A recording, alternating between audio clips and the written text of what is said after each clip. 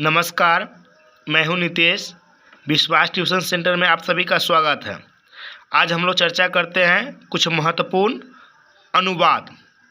यह अनुवाद प्रतिवर्ष एग्ज़ाम में आता ही आता है। जितना भी आज हम अनुवाद के बारे में चर्चा करेंगे, इसी सब में से 5 अनुवाद ये गारंटी है कि बोर्ड परीक्षा में आएगा ही आएगा। 10वीं की परीक्षा में, चाहे वो किसी भी स्टेट के बोर्ड का एग्ज़ाम हो, इसी में से आएगा।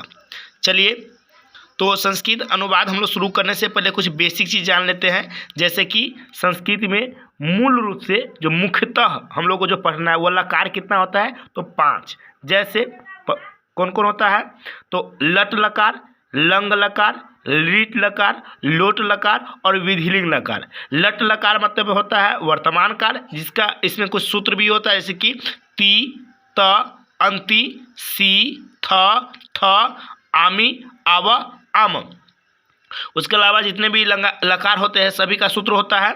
उसका होता है लंग लकार, जिसका अर्थ होता है भूतकाल। उसका होता है लट लकार, लंग लकार। उसका लीट लकार भविष्यकाल। उसका होता है लोट लकार यानी कि आदेशवाचक काल। उसका होता है विधिलिंग लकार चाहिए अर्थ में। इसके अलावा हम लोग को संस्कृत में वचन को जानना आवश्यक है। इसमें वचन 3 प्रकार के होते हैं, एक वचन, द्विवचन और बहुवचन।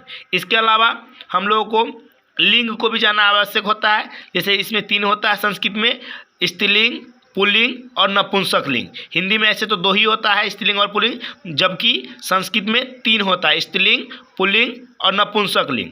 चलिए, इसके अलावा थोड़ा सा हम लोग जान लेते हैं, इसमें कारक जो चिन्ह होता है उसको भी जान लेते हैं। जैसे कि कर्ता ने कर्म को करण से संप्रदान के लिए, अपदान से जुदाई, संबंध काके की, अधिकरण में पर और संबोधन हे हो अरे।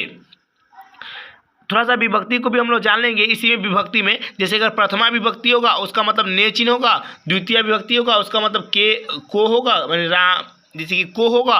उसके बाद अगर हम लोग चर्चा करें तृतीय, तो कर्ता ने कर्म को करण से, मतलब इसका समझिएगा जैसे कारक चिन्ह होता है जैसे सीक्वेंस से, उसी हिसाब से इसमें विभक्ति चिन्ह भी लगाएंगे हम लोग। जैसे कि अगर रामस्य होगा इसका मतलब होता है राम का, रामस्य अगर कहीं पे अगर आएगा इसका मतलब राम का। बालकस से अगर आएगा इसका मतलब होता है बालक का, इसका मतलब क्या होगा, बालक का। तो चलिए हम लोग शुरुआत करते हैं छोटा सा अनुवाद से। पहला अनुवाद इसमें है, भारत महान देश है। भारत महान देश है, इसका क्या अनुवाद होगा, भारत महान देश अस्ति, यानी भारत महान देश है। दूसरा है, बिहार राज्य की राजधानी पाटलिपुत्र है। इसका होगा बिहार राज्य की मतलब हो गया राजस्य, बताए थे। बालकस्य मतलब बालक का, रामस्य मतलब राम का, उसी रूप से राज्य की यानी राज्य का रहेगा, फिर भी क्या रहेगा, राजस्य। बिहार राजस्य राजधानी पाटलिपुत्रम अस्ति। उसके बाद है, गंगा एक पवित्र नदी है, यानी गंगा एक पवित्र नदी अस्ति। राम सीता की पत्नी थी, यानी राम की पत्नी सीता थी, यानी रामस्य पत्नी सीता आसीत। नदियों में गंगा पवित्र है, नदीसु गंगा पवित्रमा, यानी पवित्रम भी कह सकते हैं, कोई दिक्कत नहीं है। उसके बाद अगला क्वेश्चन है, राजा दशरथ के 4 पुत्र थे, यानी राज्ञ मतलब राजा, यानी यहाँ पर निरीप भी लिख सकते थे, निरीप दशरथ से 4 पुत्रा आसन। उसका यह लड़का यहाँ पढ़ता है, अयम बालक अत्र पठती, यानी यह लड़का यहाँ पढ़ता है। 4 लड़के वहाँ गए, 4 बालका तत्र आगछन। उसके बाद है, दिल्ली भारत की राजधानी है, दिल्ली भारत से राजधानी, यहाँ पर वर्तते भी लिख सकते हैं, विदते भी लिख सकते हैं, कोई दिक्कत नहीं है। तुम्हारा नाम क्या है, तुम तब मतलब तुम्हारा किम नाम अस्ति, क्या नाम है, तब किम नाम अस्ति, तुम्हारा क्या नाम है। नदियों में गंगा सबसे पवित्र नदी है, नदीसु गंगा पवित्रमा, यानी पवित्रम नदी अस्ति। उसका मुझे संस्कृत अच्छी लगती है, मह्यम संस्कृतम रोचते। अगर यहाँ पर आता मुझे मिठाई अच्छी लगती है तो मह्यम मिष्टान्नम रोचते। परिश्रम का फल मीठा होता है, परिश्रमस्य फलम मधुरम भवति। जहाँ पर का आएगा वहाँ पर उसका अस्य हो जाएगा। जैसे यहाँ पे परिश्रम का आया है ना, तो परिश्रमस्य हो जाएगा। फलम मधुरम भवति, यानी परिश्रम का फल मीठा होता है। उसके बाद है, तुम छात्र हो, तुम छात्र असि, असी, जैसे उसी का वह तीत अंति का जो रूप होता है तीत अंति, ये प्रथम पुरुष के लिए हो गया। सी थ थ ये मध्यम पुरुष के लिए होगा। और आमी आवा आमा ये हो गया उत्तम पुरुष के लिए। राम का भाई श्याम है, रामस्य यानी राम का आ गया तो रामस्य, भाई का क्या होता है भ्राता, श्याम का श्याम, है का अस्ति, रामस्य भ्राता श्याम अस्ति यानी राम का भाई श्याम है। उसके बाद दशरथ अयोध्या के राजा थे, दशरथ अयोध्या नृप आसित, राजा गरीब को वस्त्र देते हैं यानी देता है, राजा दरिद्रेभ्य वस्त्राणि गच्छन्ति, गच्छन्ति नहीं होगा यहाँ पर, देते हैं होगा यहाँ पर, हाँ गच्छती नहीं होगा, यछन्ति हाँ सही है। सदा सत्यम बोलो यानी सदा सत्य बोलो, सदा सत्यम वद, तुम घर जाओ, त्वम गृहम गच्छ, त्वम गृह गच्छ, ये मध्यम पुरुष का है। प्रजा राजा को नमस्कार करती है, प्रजा राज्ञे नमः। उसके बाद है गुरु शिष्य के साथ घूमता है, गुरु शिष्येन स भ्रमति, मुझे पुस्तक पढ़नी चाहिए, मह्यम पुस्तकम पठनीयम, राजा सेनापति के साथ यहाँ आया, राजा सेनापत्य सह अत्र आगच्छतु। उसके बाद आते हैं इधर और कुछ है, विवाद मत करो, विवादेन अलम। उसके बाद है बालक को फल अच्छा लगता है, यहाँ पर बालकाय नहीं होगा, यहाँ पर होगा बालक को फल अच्छा लगता है, तो यहाँ पर बालकम होना चाहिए, बालकम यहाँ पे मिसप्रिंट है, बालकम फलम रोचते। उसके बाद है वह पढ़ने के लिए विद्यालय जाता है, स पठनाय विद्यालय में गच्छति। उसका राजा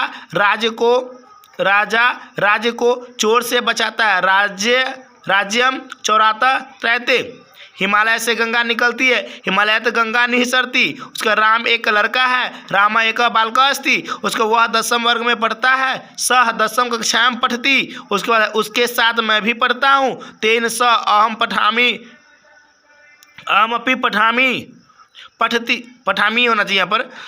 तुम गांव में रहते हो, तुम ग्रामे निवससी, तुम्हारा मित्र पैर से लंगड़ा है, तुम मित्र पादेन खंज अस्ति, परंतु वह पढ़ने में बहुत मेधावी है, परम स पठने अति मेधावी अस्ति।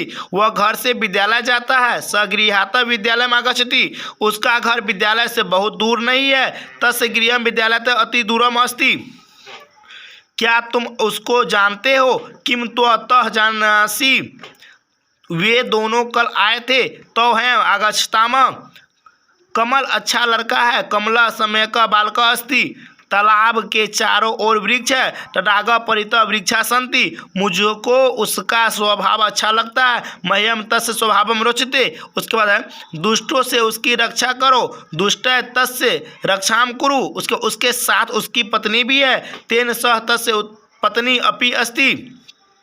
राजा निर्धनों को वस्त्र देता है, राजा निर्धनेभ्य वस्त्रम ददाति। इसके बाद कुछ और है, इसको आप लोग स्लो में अच्छे से लिख लीजिएगा, तब इसको 1-2 बार पढ़ लीजिएगा। सबों में उषा सुंदर है, सर्वेषु उषाम सुंदरम अस्ति, वह गीत गाती है, सा गीतम गायती, गीता सुनाओ, गीत सुनाए, गीत सुनाओ, गीत रीना। क्या तुम संस्कृत पढ़ोगे?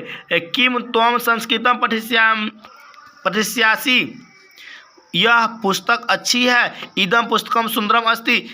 वे सब घर जाए, ते गृहम गच्छेयु, संस्कृत भाषा सभी भाषाओं की जननी है, संस्कृत भाषा सर्वासु भाषा नाम जननी अस्ति, वह गीता के साथ पढ़ने के लिए जाएगी। सा गीताया सह पठितुम गमिष्यति, हमेशा लोकहित सोचना चाहिए, सदा लोकहितम चिंतनीयम, मैं सूर्य उगने पर जाऊंगा, अहम सूर्य उदिते गमिष्यामि, हम सब प्रातः भ्रमण करते हैं, वयम प्रातः भ्राम।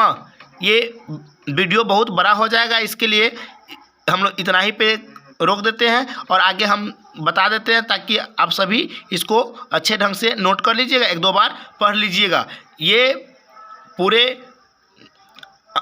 अनुमान के साथ और पूरे अनुभव के साथ हम बता रहे हैं कि इसी में से 5 क्वेश्चन ये गारंटी के साथ कर रहे हैं कि ज़रूर एग्ज़ाम में आएगा ही आएगा। हो सकता है ये हूबहू क्वेश्चन नहीं हो, इसी के आधार पर क्वेश्चन हो, लेकिन इसी में से क्वेश्चन जरूर आएगा। आप इसको अच्छे से 1-2 बार प्रैक्टिस कर लीजिएगा, 1-2 बार पढ़ लीजिएगा। अब खुद ही इसके जैसा अगर अन्य क्वेश्चन आएगा तो आप अच्छे से इसको बना सकते हैं। चलिए, धन्यवाद।